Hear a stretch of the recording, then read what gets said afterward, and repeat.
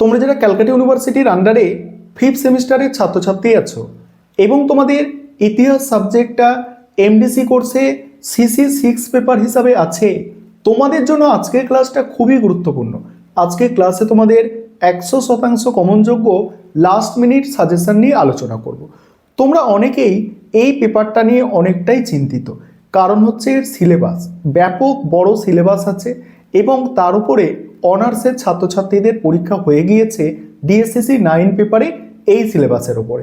তাই তোমরা চিন্তিত যে তোমরা কোন প্রশ্নগুলো ভালো করে করবে এবং কত নম্বরের জন্য করবে। তাই তোমাদের জন্য আজকে লাস্ট মিনিট সাজেশন নিয়ে চলে এলাম। ভালো করে তোমরা বুঝে নাও যে তোমরা 10 নম্বর, 20 নম্বর এবং 5 নম্বরের জন্য কোন প্রশ্নগুলো তৈরি করবে। প্রথম প্রশ্ন, শের শাহের প্রশাসনিক সংস্কারগুলি আলোচনা করো। শের শাহের প্রশাসনিক সংস্কার, এই প্রশ্নটা অনার্সে 20 নম্বরে এসেছে। তোমরা এটাকে 10 নম্বরের জন্য তৈরি করবে। ভালো করে শুনবে, বুঝবে যে কোনগুলো কত নম্বরের জন্য তৈরি করতে বলছি। দ্বিতীয় প্রশ্ন, আকবরের রাজপুত নীতি সংক্ষেপে বিশ্লেষণ করো। এই আকবরের রাজপুত নীতি এটা 10 এবং 20 দুটো ক্ষেত্রেই তৈরি করবে, অর্থাৎ 10 নম্বরের জন্যও তৈরি করবে এবং 20 নম্বরের জন্যও তৈরি করবে। 3 নম্বর প্রশ্ন, ম্যানর ব্যবস্থার মূল বৈশিষ্ট্য বিশ্লেষণ করো। ম্যানর ব্যবস্থার বৈশিষ্ট্য এটা অনার্সে বড় প্রশ্ন, অর্থাৎ 20 নম্বরের প্রশ্ন এসেছে, এটা তোমরা 10 নম্বরের জন্য তৈরি করবে। 4 নম্বর প্রশ্ন তোমাদের জন্য মোস্ট ইম্পর্টেন্ট প্রশ্ন, আকবরের প্রবর্তিত ভূমি রাজস্ব নীতি সংক্ষেপে আলোচনা করো। আকবরের প্রবর্তিত ভূমি রাজস্ব নীতি সংক্ষেপে আলোচনা করো। 5 নম্বর প্রশ্ন, আকবরের ধর্মনীতি। আকবরের ধর্মনীতি কিভাবে মুঘল রাষ্ট্রকে শক্তিশালী করেছিল। আকবরের ধর্মনীতি কিভাবে মুঘল রাষ্ট্রকে শক্তিশালী করেছিল। 6 নম্বর প্রশ্ন 1526 থেকে 1556 খ্রিস্টাব্দ পর্যন্ত মুঘল আফগান দ্বন্দ্বের একটি সংক্ষিপ্ত বিবরণ দাও।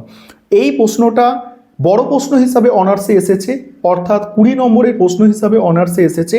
তোমরা এই প্রশ্নটা 10 নম্বরে তো তৈরি করবেই এবং 20 নম্বরের জন্য এই প্রশ্নটা দেখে রাখবে, কারণ এই প্রশ্নটা মোস্ট ইম্পর্টেন্ট প্রশ্ন, 20 নম্বরেও তোমাদের কিন্তু আসতে পারে। পরের প্রশ্ন হচ্ছে, মুঘল যুগে অন্তর্দেশীয় বাণিজ্যের উত্থানের কারণগুলি বিশ্লেষণ করো। এটা 10 বা 20 জন্য তৈরি করছো। পরের প্রশ্ন হচ্ছে, ভক্তি আন্দোলনের মূল বৈশিষ্ট্য ও মুঘল ভারতে তার প্রভাব আলোচনা করো। এই প্রশ্নটা তোমরা 10 নম্বরের প্রশ্ন হিসাবে তৈরি করবে, 20 নম্বরের জন্য এটা তৈরি করতে হবে না। এবং এই প্রশ্নটা অনার্সে বড় প্রশ্ন হিসাবে, অর্থাৎ 20 নম্বরের প্রশ্ন হিসাবে এসেছে। পরের প্রশ্ন মোস্ট ইম্পর্টেন্ট প্রশ্ন 10 এবং 20 নম্বরের জন্য, ঐতিহাসিক হিসাবে আবুল ফজলের অবদান। ঐতিহাসিক হিসাবে আবুল ফজলের অবদান আলোচনা করো। এই প্রশ্নটা তোমরা ভালো করে করবে। এবং পরের প্রশ্ন, বাবরের ভারত আগমনের তাৎপর্য। এই প্রশ্নটা অনার্সে 5 নম্বরে এসেছে। এই প্রশ্নটা তোমরা 10 নম্বরের জন্য দেখে রাখতে পারো। পরের প্রশ্ন হচ্ছে, মুঘল যুগে কৃষি উৎপাদন ও কৃষি প্রযুক্তির ব্যবহার আলোকপাত করো। এই প্রশ্নটা তোমরা 10 বা 20 নম্বরের জন্য দেখবে। পরের প্রশ্ন, রক্ষণশীল উলেমাদের সঙ্গে আকবরের বিরোধের কারণগুলি আলোচনা করো। এই প্রশ্নটা তোমরা 10 বা 20 নম্বরের জন্য দেখবে। এবং পরের প্রশ্ন, মুঘল রাষ্ট্রের প্রকৃতি সম্পর্কে আলিগড় ঐতিহাসিকদের মূল বক্তব্য। এই প্রশ্নটা অনার্স লেভেলের প্রশ্ন, তবে তোমরা একটু দেখে যেতে পারো। এই মুঘল রাষ্ট্রের প্রকৃতি সম্পর্কে আলিগড় ঐতিহাসিকদের মূল বক্তব্য, এটা তোমরা একটু ছোট করে দেখে যাবে কিছুটা, যদি পরীক্ষায় আসে তোমরা লিখে আসতে পারবে। এবং তারপরে যে প্রশ্নটা আছে, মুঘল যুগের সমুদ্র বাণিজ্য ও বাণিজ্য পথগুলির তাৎপর্য বিশ্লেষণ করো।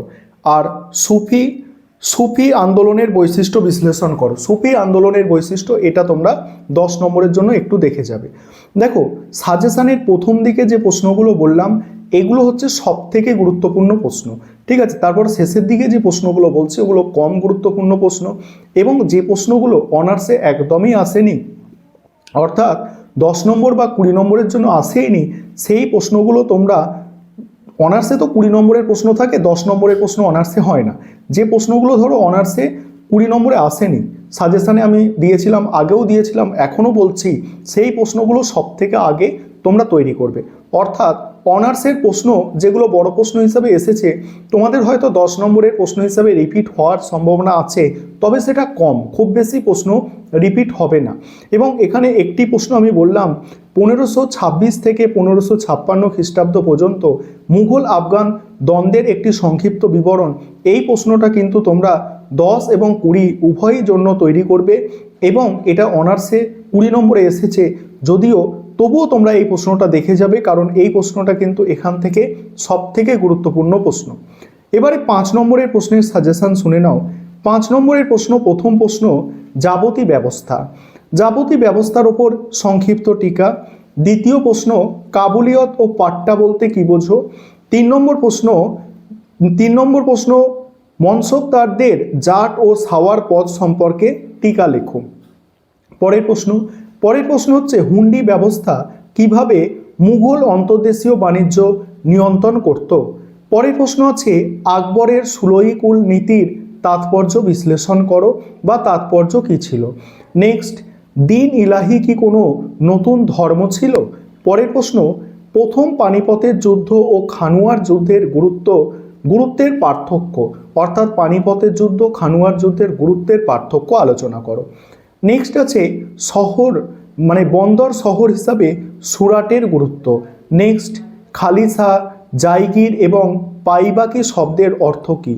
নেক্সট আছে বাদাউনি কেন আকবরের সমালোচনা করেছিলেন। নেক্সট, চিশতি সিলসিলার বৈশিষ্ট্য সংক্ষেপে আলোচনা করো। এই প্রশ্নগুলো তোমরা 5 নম্বরের প্রশ্ন হিসাবে দেখো। আরেকটি প্রশ্ন বলছি, মুঘল ভারতে জমিদার কারা ছিল। এই যে প্রশ্নগুলো আমি তোমাদের বললাম, এই প্রশ্নগুলো তোমরা 5 নম্বরের প্রশ্ন হিসাবে দেখো। এবার তোমাদের অনেকের মনে হতে পারে যে সাজেশান অনেকটা লং হয়ে যাচ্ছে, অনেকটা বড় হয়ে যাচ্ছে। দেখো তোমাদের বলি, এই যে পেপারটায় তোমরা পরীক্ষা দিতে চলেছো, এক তো সিলেবাস অনেক বড় এবং তার উপরে এই সিলেবাসের উপরে অনার্সের ছাত্রছাত্রীরা অলরেডি পরীক্ষা দিয়ে দিয়েছে এবং সেক্ষেত্রে এখন তোমরা নতুন পরীক্ষা দিচ্ছ, অতটাও বোঝা যাচ্ছে না যে অনার্সের প্রশ্নগুলো রিপিট হবে নাকি রিপিট হবে না। কারণ পলিটিক্যাল সায়েন্সের পরীক্ষা হয়েছে, সেখানে দেখা গেছে 2-1টি বড় প্রশ্ন ঘুরিয়ে ফিরিয়ে কিন্তু রিপিট হয়েছে সিসি 6 পলিটিক্যাল সায়েন্সের ক্ষেত্রে। তাই এখানে যেগুলো অনার্সের বড় প্রশ্ন অর্থাৎ 20 নম্বরের হিসাবে এসেছে, তোমাদের অবশ্যই 10 নম্বরের জন্য অর্থাৎ একটু ছোট করে হলেও, একটু কম দেখলেও দেখে যেতে হবে, কারণ যদি পরীক্ষায় আসে সেক্ষেত্রে তোমরা কিছুটা লিখে আসতে পারবে। আর চিন্তা করবে না বা ভয় করবে না, যেটুকু প্রস্তুতি নিয়েছো আশা রাখো নিজেদের ওপর ভরসা রাখো যে আমাদের পরীক্ষা ভালো হবে এবং সেইভাবে যেটুকু সময় বাকি আছে, যেটুকু সময় তোমাদের হাতে আছে, সেই সময়টাকে কাজে লাগিয়ে আরও নিজেদের প্রস্তুতিটাকে শক্ত করো, মজবুত করো এবং পরীক্ষা নিশ্চয়ই তোমাদের ভালো হবে।